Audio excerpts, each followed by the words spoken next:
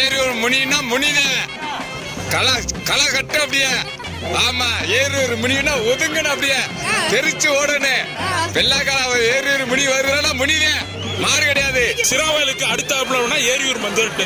நாங்க அந்த ஊருக்கு மெயினா வர்றது காரணம் ஏரியூர் முனி. அவங்க அந்த மாட்டை பாக்குறதுக்காண்டி இவ்வளவு தூரம் நாங்க வர்றோம். ஏன்னா நானும் கிட்டத்தட்ட ஒரு 40 கிலோமீட்டர் சும்மா இங்க வர்றதுனால எனக்கு எந்த பிரோஜனம் எதுவுமே கிடையாது. பட் இருந்தாலும் அந்த மஞ்சட்டு ஏரியூர் முனியை பாக்குறதுக்காண்டி இவ்வளவு தூரம் நாங்க வர்றோம். மாடை முடிக்க தெரியும், மார்க் எடுக்க தெரியும் சிவகங்கை மாவட்டத்துக்கு. மண்ணு எப்பயுமே ரொம்ப முனிநாதனுக்கு உகந்த இடம்.